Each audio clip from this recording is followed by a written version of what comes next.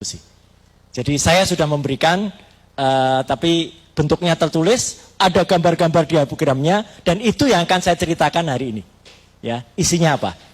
Intinya teman-teman semua, saya tampil di sini kelihatannya kok aneh-aneh bahwa apa ini. Nah, justru alat kecil inilah yang men-trigger saya, Pak Hasto. Ketika akhir Desember yang lalu, ya, kita menyaksikan debat Capres dan debat Cawapres. Ya.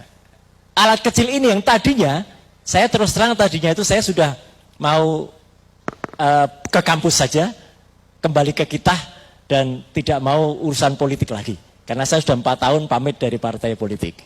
Tapi melihat ada upaya penggunaan alat semacam ini, dan itu terjadi pada saat debat Cawapres, maka saya langsung melakukan analisis waktu itu, ini curang. Ya. Langsung waktu itu. Dan saya langsung berani menganalisis bahwa buat apa seseorang menggunakan 3 mikrofon. Yang satu pasti bukan mikrofon. Karena apa? Karena nggak perlu ada 3. Ada handheld, ada clip on, kenapa harus ada seperti ini? Dan alat ini bukan hanya berfungsi mikrofon. Ini ada earphone-nya. Ini bisa untuk melakukan feeding. Feeding itu artinya apa? Kalau ada video banyak yang beredar, ketika dia bicara di belakangnya ada juga yang omon-omon, umi-umi di belakangnya. Itulah dia lagi memfeeding. Jadi apa yang dikatakan bahkan sempat waktu itu salah babnya, salah chapternya. Ditanya soal ini yang dijawab ini. Udah salah jawabnya panjang lagi. Dan waktu itu pun sebenarnya ada yang bocor. Karena alat ini memang bisa bocor. Suara di sini bocor ke mikrofon di sini. Ada suara wanita yang bilang, sudah. Gitu ya. Dan sudah itu bukan suara penyiar announcer dari Kompas TV waktu itu. Bukan. Saya analisis suaranya lain. Ya. Nah, hari ini kita akan membuka kotak Pandora. Apa itu kotak Pandora? Kita harus terpaksa kembali ke mitologi zaman Yunani dulu. Kotak Pandora, Pandora itu nama wanita, ya, istri dari Ephialtes yang waktu itu dihadiahi sebuah gudi, ya. Ephialtes itu saudara sekandung dari Prometheus. Prometheus ini adalah pencuri api dewa Zeus. Dewa Zeus mangkel kepada Prometheus, tapi karena dia tidak bisa membalas Prometheus, dia kerjakan ke Ephialtes, suaminya si Pandora. Pandora itu dipesan, jangan guci itu dibuka.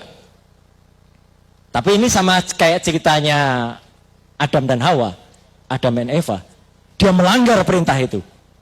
Pandora membuka kotak itu, makanya namanya kotak Pandora.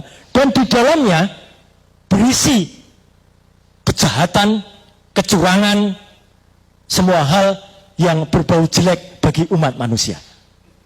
Dan itulah Tuhan yang Maha Kuasa, Allah Subhanahu wa taala menggariskan juga. Jadi hari ini kita buka kotak Pandora yang namanya Sirekap.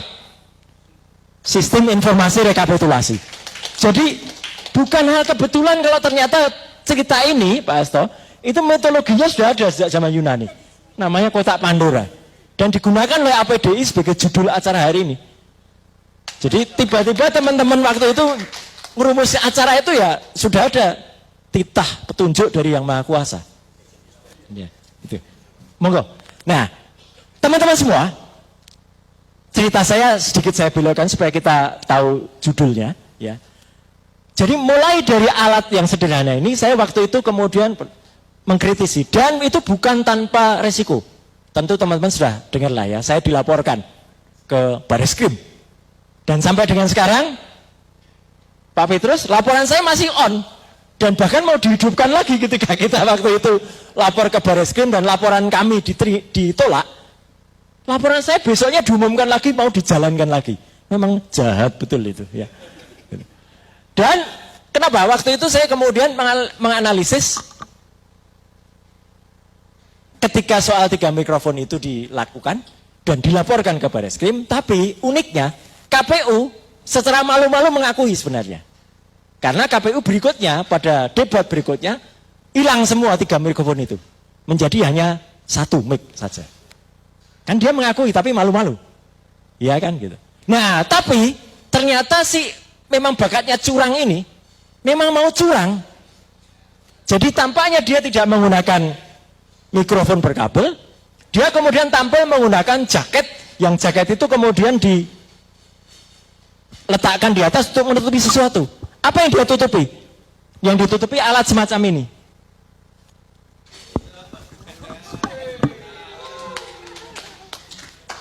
Ini adalah wireless neck headphone. Ini bisa dikoneksikan dengan headphone, disembunyikan di baliknya, dan bisa mendengar instruksi. Jadi sama saja, si Samsul itu masih tetap di feeding asam sulfat. Masih tetap di feeding. Hanya sayangnya waktu itu saya sudah usulkan, harusnya diperiksa sama Pas Pampres. Tapi Pas Pampres jawabannya, kami tidak berhak memeriksa anak presiden. Ya sama kayak MK. MK tidak berani mengundang kepala negara, tapi yang diundang adalah menteri-menterinya. Gitu. Nah itu. Nah, jadi tadi sekali lagi presentasi dari Bu Leoni, Pak Anas, dan juga Pak Yudi tadi luar biasa. Saya akan mulai dari awal. Jadi dengan demikian, mulai awal Januari, betul Mas Yudi, saya sudah mencermati ketika saya download program Sirekap, itu adalah staging version, versi 2.14 waktu itu, awal Januari. Saya langsung teriak, ini program yang masih staging, program yang masih beta, kok berani-beraninya di launching kepada masyarakat. Padahal itu dengan biaya besar. Nggak boleh teman-teman semua. Jadi ini satu poin. Nggak boleh program yang masih staging atau yang masih beta version itu dilepas kepada masyarakat. Apalagi kita tahu MOU pembuatannya sudah ada semenjak tahun 2021. Jadi KPU melakukan signing dengan ITB itu pada tahun 2021. Harusnya awal 2024 itu sudah jadi program, sudah dirilis, dan sudah diaudit. Ini yang penting. Program harus beredar itu harus diaudit. Sudah pasti program staging itu tidak mungkin lolos audit. Jadi kalau KPU mengatakan dia sudah diaudit oleh BRIN dan BSSN, Mas Hasto, dengan kata keras saya bisa mengatakan bohong. Makanya kalau dilihat, nangis kan kemarin si Yudisinya waktu menyampaikan di depan.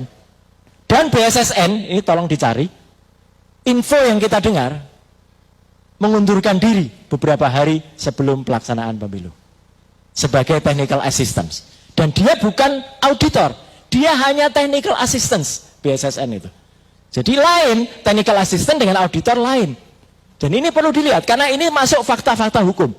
Itu satu. Yang kedua, fakta hukum yang kedua. Berkali-kali kita dengar, Sirekap hanya alat bantu, Sirekap hanya alat bantu, Sirekap hanya alat bantu.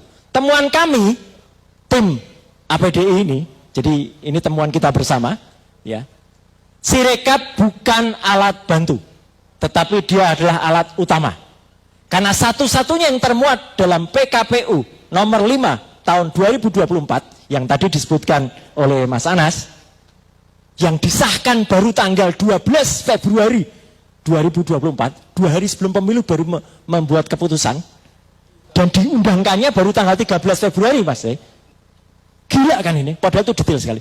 Itu hanya menulis Sirekap.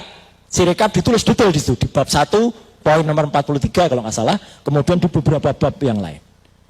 Manual berjenjang tidak pernah ada tulisannya di PKPU. Sekali lagi saya ulangi, sistem manual berjenjang tidak pernah ditulis definitifnya di PKPU. Secara hukum, Pak Petrus, saya pernah dibalek di Badan Legislasi, Mas. Kalau tidak disuratkan, ya nggak ada aturannya.